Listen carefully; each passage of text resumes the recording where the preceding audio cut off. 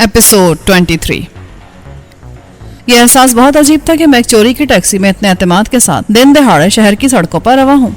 चोरी की रिपोर्ट अब तक दर्ज करा दी गई होगी। बायसे इत्मीनान पुलिस का वही नाहल इंतजाम था। ताहम एक अंदेशा अपनी जगह था कि मैं पकड़ा गया तो क्या जवाब दूंगा। मासी की नजर में तो मेरी हैसियत मुसद्दिका खतरनाक मुजरिम की हो जाएगी। पुलिस वाले गुमशुदा कार की तलाश हमेशा इस उम्मीद के साथ शुरू करते हैं कि चोरी या तो किसी लौंडे ने एडवेंचर की खातिर की होगी या पेशेवर मुजरिमों ने किसी खास मकसद की खातिर, और कार कहीं न कहीं लावारिस खड़ी मिल जाएगी। 50% सूरतों में उनका अंदाजा दुरुस्त साबित होता है। बाकी 50% अंदाजों के गलत होने के बाद वो मालिक को शहर की सड़कों और गलियों की सैर कराते हैं और खुद भी फिरते हैं। चुनाचे खाने और चाय, सिगरेट, पान वगैरह के अखराजात शिकायत करंदा से वसूल करते हैं। जाहिर है आदमी खाली पेट रुके बगैर तो गश्त नहीं कर सकता। जो गाड़ियां ना मिले वो मुश्तबा तौर पर गैर इलाके पहुंचा दी जाती हैं या उनके अज्जाए तरकीबें मुंतशिर होकर बसूरत स्पेयर पार्ट चोर बाजार पहुंच जाते हैं और मालिक को पुलिस नई गाड़ी खरीदने का सुनहरी मशवरा देकर आगे चली जाती है। बस बेटा, इधर ही रोक लेना टैक्सी। मैंने मासी को वहां उतार दिया। वापस धर्मपुरे की तरफ मुड़ते ही मुझे रेलवे क्रॉसिंग पर इंतजार करना पड़ा। ये फाटक शाज़ो नादिर ही बंद होता था। 10 मिनट बाद जब मालगाड़ी के चंद डब्बों को बादल नाखास्ता खींचकर ले जाने वाला काला इंजन धुआं छोड़ता गुजर गया तो मैं फिर आगे बढ़ा। अगला रेलवे क्रॉसिंग जिस पर से कराची जाने और आने वाली गाड़ियां गुजरती थी फिर बंद था, मगर मुझे उससे पहले ही सीधे हाथ की तरफ मुड़ जाना था। मैंने अपनी रफ्तार कम कर दी। अब शाम का धुंधला का गहरा होने लगा था और कुछ गाड़ियां पार्किंग लाइट जलाकर चल रही थीं। मैंने अपनी निगाह सड़क पर रखी जिस पर पैदल चलने वाले नापैद थे। सामने से कार नमूदार हुई और जन से गुजर गई। बागबानपुरे या मुगलपुरे जाने वाला एक तांगा पीछे रह गया। वो दोनों मुखालिफ सिम से नमूदार हुए। सड़क के दोनों किनारों पर आमने सामने 2 दरख्त थे। वो उन्हीं के पीछे छुपे खड़े थे। मुझे फौरन ब्रेक लगाने पड़े। उनके एक जैसे लिबास पुरानी वजह के सफेद लट्ठे के शटलकॉक टाइप बुर्के थे और वो सड़क के बीच में खड़े हुए भूत नजर आते थे। पलक झपकते में वो दोनों कार के पिछले दरवाजे खोलकर बैठ गए। चलते रहो, पलट कर मत देखना, उनमें से एक ने कहा। रिवॉल्वर की धमकी देने की जरूरत नहीं है, मैंने उसको जवाब दिया। ये फर्ज करना मुहाल था कि वो पहले से बुर्के ओढ़े खड़े थे। हर आगे सड़क के दोनों तरफ खड़ी हुई खवातीन को देखकर शक में मुब्तला हो सकता था। वो बुर्के बगल में दबाकर खड़े होंगे। टैक्सी को देखते उन्होंने पैराशूट की तरह खट से बुर्का खोलकर सर पर डाल लिया। दरोगा वाला का इलाका गुजर गया। टैक्सी को यहीं सड़क के किनारे रोक लो, चाबियां इसी में छोड़ दो, मुझे हुक्म मिला। दरोगा वाला के बाद आबादी अब बहुत कम रह गई थी और जो घर बने थे वो भी दूर दूर थे। उनमें जदीद वजह की कोठियां भी नजर आ रही थीं। उनकी हिदायत के मुताबिक मैंने आगे आगे चलना शुरू किया। मैं रोबोट की तरह उनके इशारे पर दाएं बाएं होता गया और खेतों की मुंडेर पर चलता गया। उन्होंने वसी मैदान के वस्त में खड़ी हुई कोठी के नामुकम्मल ढांचे की पहली निशानदेही कर दी थी। कोठी का निचला हिस्सा मुकम्मल था लेकिन उस पर प्लास्टर की नौबत नहीं आई थी। उन्होंने अपनी खबासत के मुजाहरे के लिए जो जगह मुंतखब की थी वो हर लिहाज से मौजूद थी। कोठी के गेट के अंदर दाखिल होकर भी उन्होंने बुर्कों के नकाब नहीं उठाए। मेरे सामने एक मुख्तसर सा बरामदा था जिसके दोनों दरवाजे बंद थे। कोठी के बाएं हाथ पर सामने की तरफ जो जगह लॉन के लिए छोड़ दी गई थी उसमें दीवार के साथ साथ सीमेंट की 200 से ज्यादा बोरियां रखी थी। वो सरिया पड़ा था जो भी इस्तेमाल होना बाकी था और दरमियान में पानी का वो आर्जी तालाब था जो तामीर के लिए पानी जखीरा रखने की गर्ज से बनाया जाता है। सीधे हाथ वाले दरवाजे से अंदर चलो। एक बुर्का पोश ने मुझे धकेला और मैं लड़खड़ा के गिरते गिरते बचा क्योंकि फर्श बहुत नाहमवार था और इधर उधर आधी पूरी ईंटों के अलावा पत्थर भी पड़े थे। अंदर 8 अदद दरवाजे हैं, 4 एक तरफ 4 दूसरी तरफ। तुम उल्टे हाथ के आखिरी दरवाजे से अंदर जाओगे, दूसरे नकाबपोश ने कहा। मैंने रास्ते में उनकी आवाज़ों और लहजे पर गौर किया था और इस नतीजे पर पहुंचा था कि उनमें से एक यकीनन उस्ताद पेड्रो है, लेकिन वो भी असल आवाज़ और लहजे में बात नहीं कर रहा था। दूसरे के बारे में मैं अभी तक बेयकीनी का शिकार था कि वो दिलावर या डिसल्वा में से कोई है या पेड्रो का साबका मददगार है। बुर्कों ने उनकी सूरत को ही नहीं कदो कामत को भी बड़ी खूबी से छुपा लिया था और उनके लिबास को भी। मैंने उनमें से एक को रिवॉल्वर लेकर दाएं तरफ गली में जाते देखा और दरवाजे के करीब रुककर पीछे निगाह डाली। एक बुर्कापोश मुझसे चंद कदम के फासले पर रिवॉल्वर का रुख मेरी तरफ किए फायर करने की पोजीशन में तैयार खड़ा था। अगर मैं चाहता तो रास्ते में कोई मौका पैदा कर सकता था। यही बुर्का जिसने उनको छुपाए रखा था उनके लिए वबाले जान बन सकता था और वो उसमें उलझते तो आसानी से काबू में आ जाते। मगर मैंने उम्दन ऐसी कोई कोशिश ना की क्योंकि उससे राबिया को फायदे के बजाय नुकसान हो सकता था। वो दोनों बेवकत लोग थे जिनकी खिदमत मुंह मांगे मुआवजा अदा करने के बाद हासिल की जाती हैं, तहफ़्फ़ुज़ की किसी जमानत के बगैर। अगर वो मारे जाएं तो किसी को कोई फ़र्क नहीं पड़ता। उनकी जगह दूसरों की खिदमत हासिल हो जाती हैं जो उनका नेमुल बदल साबित होते हैं। लेकिन मेरे लिए राबिया सिर्फ राबिया थी। उसके बदले में दिलावर समेत एक एक बदमाश को चुन चुन कर मार डालता, तब भी राबिया का नुकसान पूरा नहीं हो सकता था। चाहे वो जान का हो या आबरू का। चुनाचे मैंने उनकी हिदायत पर अमल किया और जुर्रत या जहानत का कोई ऐसा मुजाहरा नहीं किया जो मेरी हिमाकत का सबूत बन जाता। मैं मुस्कुराया और हैंडल घुमाकर अंदर दाखिल हो गया। अब मेरे सामने एक नीम तारीख गली थी। उस कॉरिडोर में, जो कोठी को 2 हिस्सों में तकसीम करता था, वाकई 8 दरवाजे थे जो सबके सब बंद थे। कॉरिडोर की ऊंचाई कमरों की छत के बराबर यानी 12 फुट थी, लेकिन चौड़ाई सिर्फ 6 फुट थी। बिजली के पॉइंट ये जाहिर करते थे कि बाद में राहदारी को दिन में भी सीलिंग लाइट से रोशन रखना जरूरी होगा। अभी सीमेंट के स्याह रंग के बायस भी रोशनी कम हो गई थी। राहदारी के आखिर में भी एक दरवाजा था जो खुला पड़ा था और अकबी हिस्से के मुख्तसर से सहन का नजारा पेश करता था। दूसरा बुर्के वाला जो दाएं जानिब चला गया था, अब घूमकर उस दरवाजे के सामने आ खड़ा हुआ था। उसने बुर्के के अंदर से रिवॉल्वर मेरी तरफ तान रखा था। मैंने किसी और दरवाजे को खोलकर झांकने की कोशिश नहीं की और बाएं हाथ के आखिरी दरवाजे के हैंडल को घुमाकर अंदर दाखिल हो गया। अंदर घुप अंधेरा था जिसमें चंद लम्हों के लिए मुझे कुछ दिखाई न दिया। अभी मैं उस तारीकी से मानूस होने की कोशिश कर ही रहा था और सोच ही रहा था कि उस कमरे में इतनी तारीकी क्यों है कि एक हाथ ने मुझे आगे धकेला। मेरे पीछे दरवाजा खट से बंद हो गया और मैंने महसूस किया जैसे दिन के उजाले से एकदम मैं आधी रात की तारीकी में धकेल दिया गया हूँ, जहाँ हाथ को हाथ सुझाई ना देता था। मैंने जेब में हाथ डालकर माचिस निकाली और दिया सलाई रोशन करने से पहले मैंने गहरी सांस लेकर सूंघा, लेकिन कमरे में सिर्फ ताज़ा प्लास्टर की नमी और छिली हुई लकड़ी की खुशबू थी, कहीं गैस की बू नहीं थी। मैंने दिया सलाई रोशन की। उसकी मध्यम रोशनी में मुझे अंदाजा हुआ कि कमरे में वाकई रोशनदान के सिवा या उस दरवाजे के सिवा बाहर के उजाले के अंदर आने की कोई राह नहीं। दरवाजा बंद हो गया था और शायद बाहर से मुकफ्फल भी कर दिया गया था। रोशनदान में चौखट पर तख्ते जड़ दिए गए थे। पहली दिया सलाई बुझ गई तो मैंने दूसरी जलाई। कमरा 8 फुट चौड़ा और 15 फुट लंबा स्टोर था, जिसमें दीवार के साथ साथ शेल्फ बने हुए थे। एक दीवार के आखिर में दरवाजे जैसा खला था। मैंने कदम आगे बढ़ाए और तीली बुझने से पहले उस खला तक पहुंच गया। खला से तहखाने में सीढ़ियां उतर रही थीं। मैं तीसरी तीली जलाने ही वाला था कि किसी ने साफ आवाज में कहा, नीचे उतर जाओ, राबिया तुम्हारी मुंतजिर है। मैं उछल पड़ा। आवाज की गूंज बताती थी कि मुझसे बात करने वाला कोई इंसान नहीं बल्कि लाउड स्पीकर है, और ये लाउड स्पीकर मेरे सर पर रोशनदान में नस्ब था। मैंने ऊपर देखा और फिर तीसरी दिया सलाई की रोशनी में तहखाने की बगैर प्लास्टर वाली सीढ़ियों से नीचे उतरने लगा। जीने पर एक मोड़ आया और तीली बुझ गई। मैंने बाकी जीना मुकम्मल अंधेरे में संभल के कदम उठाते हुए तय किया। आखिरी जीने से फर्श पर कदम रखते ही मैंने कहा, राबिया, और मेरी आवाज उस तहखाने में गुंबद की तरह गूंजी, राबिया। मैंने फिर कहा और तीली जलाई, मगर वो खराब थी। क्या बात है राबिया, जवाब दो, किधर हो तुम? अभी तक तुम्हारी नजर राबिया को नहीं देख सकी? लाउड स्पीकर वाले ने मेरा तमस्कर उड़ाते हुए कहा। मैंने खौफ की सर्द लहर को रीढ़ की हड्डी में उतरते महसूस किया और दूसरी तीली रोशन की। यकलख्त मेरी नजरों ने राबिया को देख लिया। वो फर्शे खाक पर बेहिस्सो हरकत पड़ी थी। मुझे पहली नजर में उसके तार तार लिबास पर खून के धब्बे नजर आ गए। राबिया, मैं चिल्लाया और मेरी आवाज की बाजगश के साथ लाउड स्पीकर बड़ी खबासत से हंसा।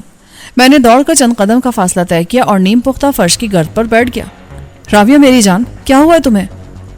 मैंने उसका सर अपनी गोद में रख लिया और अंधेरे में उसके गालों को आहिस्ता आहिस्ता थपथपाने लगा। राबिया देखो, मैं सिकंदर हूँ। लेकिन राबिया ने कोई जवाब ना दिया। मैंने उसके सीने पर हाथ रखकर और फिर कान लगा कर देखा। उसके दिल की धड़कन ठीक थी। फिर मैंने उसकी नब्ज देखी। मेरे हाथों पर उसके खून की नमी आ गई और मेरी उंगलियां चिपचिपाने लगी। मैंने राबिया का सर आहिस्ता से जमीन पर रख दिया। उसके बाल खाक में अटे हुए थे। पहली नजर में मुझे राबिया की ज़ाहिरी हालत के सदमे ने वक्ती तौर पर दीवाना कर दिया था। मुझे यूं लगा जैसे वो मर चुकी है। उसके फटे हुए कपड़े और खून में निथड़े जिस्म को लाश की तरह पड़ा देखकर मैं और क्या अंदाजा कर सकता था। अब मुझे ये इत्मीनान हो गया कि वो जिंदा है, और ये इत्मीनान बहुत हौसला अफजा साबित हुआ। क्या बात है? राबिया ने कुछ बताया नहीं कि उसे क्या हुआ है? लाउड स्पीकर वाला बोला। हरामजादो, तुमने मुझे बताया था कि राबिया खैरियत से है। तुमने मुझसे वादा किया था कि उस पर कोई आंच नहीं आएगी। तो हमने कौन सी वादा खिलाफी की है? राबिया सही सालिम और जिंदा है। तुम सब नामर्द हो। औरत पर यह जुल्म करके खुद को दिलावर कहते हो। चौधरी दिलावर, उस्ताद पेड्रो कौन है जो सामने आकर मुझसे बात करने की हिम्मत रखता है? बेजमीर शैतानो, तुम खुद को बदमाश कहते हो, बदमाश समझते हो। बदमाशी के लिए बहुत बड़ा दिल चाहिए, ज़र्फ चाहिए और हौसला चाहिए। क्या मिला तुम्हें इस औरत के साथ ये सलूक करके? क्या मुकाबला इसका और तुम्हारा? कोई मुकाबला नहीं। ये बात हमने भी इसे समझाने की कोशिश की थी, मगर औरत जात होती ही नाक़िसुल अक़ल है। हकीकत यह कि हम खुद भी अपने आप को बदमाश नहीं समझते। क्या हमने कभी ये दावा किया है? अगर ये हमसे ताउन करती तो इसकी ये हालत क्यों होती? हम कभी इसके साथ ये सलूक ना करते। आखिर चाहते क्या हो तुम लोग? ہم بس یہ چاہتے تھے کہ ہمیں وہ لفافہ واپس مل جائے۔ لفافہ رابعہ کے پاس ہی تھا نا؟ لاؤڈ اسپیکر والے نے کہا۔ میں نے محسوس کیا کہ لاؤڈ اسپیکر کی آواز اسی چودھری دلاور کی آواز ہے۔ اس نے پہلے بھی مجھے نفسیاتی طور پر متاثر کرنے کے لیے ایک ڈرامائی طلسماتی ماحول پیدا کیا تھا، اور اب پھر اس نے مجھے ایک دہشت زدہ کرنے والے ماحول میں بات کرنے کے لیے قید کر لیا تھا۔ وہ لفافہ میں نے رابعہ کی ماں کو دے دیا تھا۔ ہاں، رابعہ بھی یہی کہتی کہ لفافہ اس کی امی کے پاس ہے، لیکن ہمارا خیال ہے کہ وہ جھوٹ بول رہی ہے۔ اس نے تسلیم کیا ہے کہ لفافہ اور سادے کاغذ ماں نے اسے دیے تھے۔ اس نے کاغذات کو گرم کر کے پڑھنے کی کوشش بھی کی تھی اور تم سے اسی موضوع پر بات بھی کی تھی، لیکن اسے یا تمہیں کوئی کامیابی حاصل نہیں ہوئی۔ یہ ٹھیک ہے، میں نے کہا۔ اگر ان کاغذات پر کوئی نظر نہ آنے والی تحریر ہے تو ہم ابھی تک اسے پڑھ نہیں سکے۔ یہ بڑی اچھی بات ہے اور تمہاری خوش قسمتی ہے، ورنہ تمہیں جو ایک ماہ کی مہلت ملی تھی وہ آج ختم ہو جاتی۔ بہتر یہی ہے کہ پڑھے بغیر وہ خط ہمیں واپس کر دو۔ میں کوشش کرتا ہوں کہ رابعہ ہوش میں آ جائے تو اس کو لفافہ اور وہ کاغذات واپس کرنے پر رضامند کر لوں، اور مجھے امید ہے کہ رابعہ مان جائے گی۔ یہی تو مصیبت ہے، جتنا سچ ہم اس سے اگلوا سکتے تھے ہم نے اگلوا لیا۔ اب رابعہ کہتی ہے کہ لفافہ اس نے اپنی ماں کو واپس دے دیا تھا، حفاظت سے رکھنے کی خاطر۔ تو تمہارا خیال ہے کہ رابعہ جھوٹ بول رہی ہے؟ نہیں، رابعہ سچ بول رہی ہے۔ اس کے لیے جھوٹ بولنا ممکن ہی نہ تھا۔ سوال یہ ہے کہ رابعہ کی ماں سے لفافہ کیسے حاصل کیا جائے، اور اسی لیے تمہیں بلوایا گیا ہے۔ تم اس بڑھیا سے پوچھ سکتے ہو کہ لفافہ کہاں رکھا ہے۔ ٹھیک ہے، جیسے ہی اسے ہوش آیا میں اس سے یہ بات معلوم کر لوں گا۔ کیا تم وعدہ کرتے ہو کہ اس کے بعد ہمیں رہا کر دو گے، اور جب تک میں تمہیں لفافہ لا کر نہ دوں تم رابعہ کا خیال رکھو گے، اسے میڈیکل ایڈ دو گے؟ رابعہ کا پورا خیال رکھا جائے گا۔ واپسی پر وہ تمہیں مسکرا کر خوش آمدید کہے گی، اس کے بعد تم جا سکو گے۔ ہم خود تمہیں بحفاظت پہنچا دیں گے۔ تھینک یو ویری مچ، کسی اور کی آواز نے کہا۔ میرا خیال ہے نیک کام میں زیادہ دیر نہیں کرنی چاہیے، ہاتھ ذرا اوپر رکھو۔ میں یوں اچھل پڑا جیسے کسی نے اس تہخانے میں بم پھینک دیا ہو، کیونکہ یہ تیسری آواز محسن کی تھی۔ کون ہو تم؟ مجھ سے گفتگو کرنے والے نے چند سیکنڈ کی خاموشی کے بعد کہا۔ اس کا لہجہ بدستور پرسکون رہا۔ اس طرح منہ اٹھا کے کسی کے گھر میں گھس آنے اور اس لہجے میں بات کرنے کا مقصد کیا ہے؟ میں ان دونوں برقع پوش خواتین کی والدہ ہوں جن کے ساتھ سکندر بخت 10 منٹ پہلے یہاں پہنچا ہے۔ محسن نے کہا، تم بہت بے وقوف آدمی ہو۔ ہم یہاں ایک سودا کر رہے ہیں، تمہارے دخل در معقولات سے خرابی کے سوا کچھ حاصل نہیں ہوگا۔ بہتر ہوگا اگر تم الٹے قدم واپس لوٹ جاؤ اور ہمیں معاملے پر بات کرنے دو۔ شریفانہ معاملات پر شرافت سے بات کی جا سکتی ہے، اس کے لیے ہم باہر کہیں بھی بیٹھ کے معاملات طے کر سکتے ہیں۔ تم ہمیں بلاؤ گے تو ہم سر پر کفن باندھ کر بھی آئیں گے اور سر کے بل بھی، اور تم غریب خانے کی عزت بڑھانے آؤ گے تو ہمیں چشمے برا پاؤ گے۔ لیکن جو طریقہ تم نے اختیار کیا ہے وہ نامردوں کا طریقہ ہے، اور ہم اپنی عزت و غیرت کے بدلے کوئی سودا نہیں کر سکتے۔ تم سکندر اور رابعہ کو نکل جانے دو، پھر میں تم سے بات کروں گا۔ آخر تم ہو کیا؟ سکندر بخت کے وکیل؟ یہ دعویٰ کس ضمانت اور کس برتے پر کر رہے ہو؟ تم ہو کون؟ تمہیں اس سے کوئی سروکار نہیں ہونا چاہیے کہ میں کون ہوں۔ ضمانت جان کی ہے، میری زبان پر اعتبار کرو تو میں سکندر اور رابعہ کے جاتے ہتھیار ڈال دوں گا اور خود کو تمہارے حوالے کر دوں گا۔ سکندر اس سودے کا پابند ہوگا جو تم مجھ سے کرو گے۔ وہ شخص ہنسا۔ اگر میں تمہاری بات ماننے سے انکار کر دوں تمہیں یقین ہے کہ تم بچ جاؤ گے؟ اپنی زندگی کے بارے میں خود تمہیں بھی کوئی خوش فہمی نہیں ہونی چاہیے۔ تم اس وقت بھی میرے ریوالور کی زد میں ہو اور مجھے اس بات کی بالکل فکر نہیں کہ بعد میں میرا اپنا انجام کیا ہوگا۔ ممکن ہے تمہارے ساتھی مجھے مشین گنوں سے بھون کے رکھ دیں، لیکن وہ تمہیں اس گولی سے نہیں بچا سکتے جو تمہاری کھوپڑی کے پرخچے اڑا چکی ہوگی۔ میں تمہیں وارننگ دیتا ہوں کہ اپنی جگہ سے ہلنے یا غیر ضروری مستعدی دکھانے کی کوشش مت کرنا۔ اگر تم نے کسی کو مدد کے لیے پکارا یا اشارہ کیا تو میں بلا تعمل تمہیں شوٹ کر دوں گا۔ جہاں میں ہوں وہاں سے تم میری آواز تو سن سکتے ہو، لیکن سامنے آئے بغیر میرا کچھ نہیں بگاڑ سکتے۔ جب تک میرے ریوالور میں گولیاں ہیں کوئی میرے سامنے آ کر زندہ نہیں بچ سکتا۔ میرا نشانہ آج تک خطا نہیں ہوا۔ ہم اس مکان کو بم سے بھی اڑا سکتے ہیں۔ دشمن نے قدرے توقف کے بعد کہا، لیکن اس کا لہجہ کھوکھلا تھا۔ اپنا برا بھلا تم خود سوچ سکتے ہو، محسن نے بے نیازی سے کہا۔ ہم ایک ساتھ دفن ہو کر مر جائیں گے، ورنہ ملبے سے نکال کر بچائے گئے تو قانون کے سامنے جواب دہ ہوں گے۔ تم نے سوچ لیا ہے کہ تمہارا جواب کیا ہوگا؟ میرا خیال ہے تم بلف کر رہے ہو مسٹر ہوشیار احمد خان۔ تم نے زیر تعمیر کوٹھی پر بھی عارضی اور ناجائز قبضہ کیا ہے جو تمہارے باپ کی جاگیر نہیں ہے۔ تمہارے پاس ریوالور اور خنجر کے علاوہ زیادہ سے زیادہ سب مشین گن ہو سکتی ہے۔ تم کچھ نہ کرنے کے باوجود گرفتار ہوئے تو ناجائز اسلحہ اور حبس بیجا میں رکھنے کے سنگین جرائم میں ملوث ہوگے۔ سکندر کا اغوا، حبس بیجا، کسی اور کے گھر میں بلا اجازت داخل ہونا، تشدد، قتل کی دھمکی اور ایسے متعدد دیگر جرائم کے مقدمات الگ ہوں گے۔ اس کے برعکس اپنے دفاع میں گولی چلانا؟ اس کا جملہ نامکمل رہ گیا اور تہخانے میں لاؤڈ سپیکر کے ذریعے فائر کی آواز پہنچی۔ محسن، میں نے چیخ کر کہا۔ کون؟ سکندر؟ محسن کی آواز آئی۔ اسے میری آواز نے حیران کر دیا تھا۔ تو کہاں ہے؟ میں ایک تہخانے میں ہوں، رابعہ کے ساتھ۔ تو خیریت سے ہے نا؟ ہاں، مجھے کیا ہونا ہے؟ میں نے وارننگ فائر کیا تھا۔ شاید ان حرامزادوں کو غلط فہمی ہو گئی تھی کہ میرے پاس ریوالور نہیں ہے یا میں اس کھلونے کا استعمال نہیں جانتا۔ پھر وہ میرے بجائے ان سے مخاطب ہو گیا جن کی کامیابی کا سارا غرور اس غیر متوقع دخل اندازی سے ناکامی میں ڈھل گیا تھا۔ تم خوش قسمت ہو کہ میری عقل ٹھکانے رہی اور میں نے جان بوجھ کر نشانہ لے کر فائر کرنے سے گریز کیا، ورنہ اس وقت تمہاری جگہ فرش پر تمہاری لاش پڑی ہوتی۔ دوسری غلطی کو میں غلطی شمار نہیں کرتا، چنانچہ معاف بھی نہیں کرتا۔ تم کو بھی اندازہ نہیں کہ تم خود بھی میرے ایک آدمی کے نشانے پر بیٹھے ہو جسے تم دیکھ نہیں سکتے۔ محسن ہنسا۔ میں کھلی چھت پر ہوں اور روشن دان سے تمہیں دیکھ سکتا ہوں تو اپنے ارد گرد 2 فرلانگ تک اڑتی چڑیا کے پر بھی گن سکتا ہوں۔ اگر تمہارا کوئی آدمی ہیلی کاپٹر لے کر آ جائے تو الگ بات ہے۔ میں تمہیں حکم دیتا ہوں کہ رابعہ اور سکندر کو اس کمرے میں میری نظروں کے سامنے لے کر آؤ۔ دیر کرو گے تو نقصان میں رہو گے۔ ابھی آدھے گھنٹے میں کوئی میرے قریب سے گزرا تو میں چلا کے اسے ادھر متوجہ کر لوں گا اور کہوں گا کہ ایس پی ضامن رضوی صاحب کو فون کر دے۔ فون نہ کر سکے تو کسی بھی پولیس مین کو بتا دے کہ ایس پی ضامن رضوی کے بیٹے کو یہاں ڈاکوؤں نے قید کر رکھا ہے۔ ان کو آنے میں اور تمہیں محصور کرنے میں زیادہ دیر نہیں لگے گی۔ رابعہ اور سکندر بخش جس تہخانے میں قید ہیں وہاں کیس چھوڑی جا سکتی ہے۔ میں بتا چکا ہوں کہ زندگی اور موت کی میرے لیے کوئی اہمیت نہیں۔ محسن نے غرا کر کہا۔ اگر وہ دونوں بخیر و عافیت نہ ملے تو تمہارے بعد میں ایک ایک کو چن کر ماروں گا۔ تم نہیں، پھر جو زیبری کی اولاد تمہارے سامنے موجود ہے، دھاری دار بنیان والا، اس سے کہو کہ ان دونوں کو لے کر آئے یہاں۔ تم اسی طرح الٹے پڑے رہو، اٹھنے کی کوشش بھی کی تو دنیا سے اٹھ جاؤ گے۔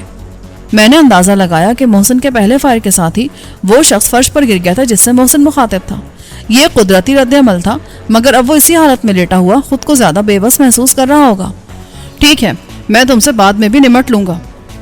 اس نے جملے کا اختتام غلیظ گالی پر کیا۔ آج تم بچ کر نکل گئے تو کیا؟ اس شہر، اس ملک اور اس پوری دنیا کے کسی بھی گوشے میں تم ہماری دسترس سے دور نہیں رہ سکتے۔ تمہیں یہ بہادری بہت مہنگی پڑے گی۔ پیڈرو، جا ان دونوں کو لے کر آ۔ میرا منہ کیا دیکھتا ہے؟ اس نے ماں کی گالی دی۔ صورتحال ڈرامائی طور پر بدل گئی تھی۔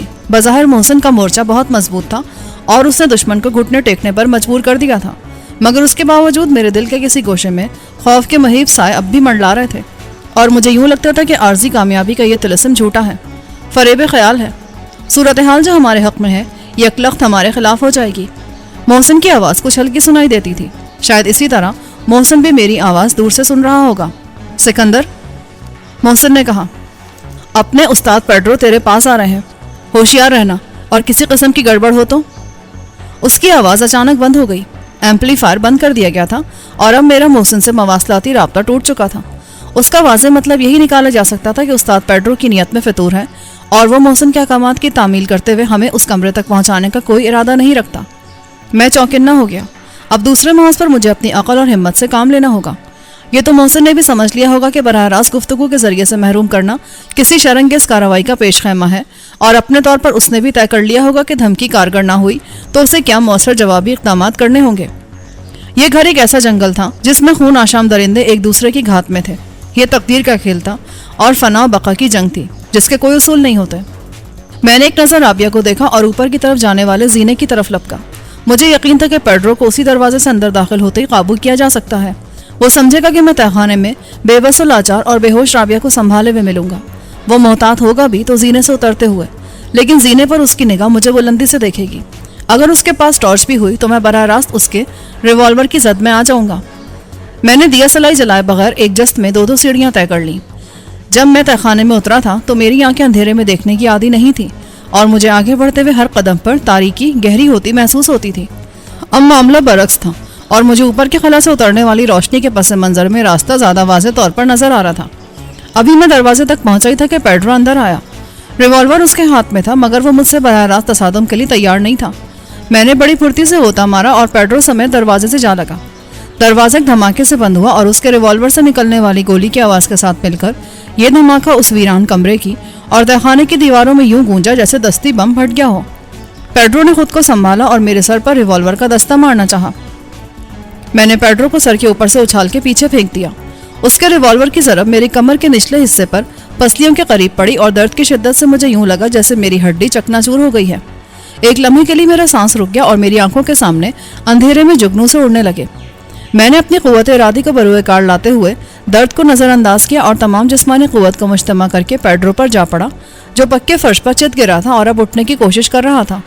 میری ٹھوکر اس کے منہ پر پڑ جاتی تو اس کے دانت باہر آ گرتے، لیکن اس نے بروقت سر کو بچا لیا تھا اور ایک ہاتھ سے میرے پنجے کو پکڑ کے کھینچ لیا تھا۔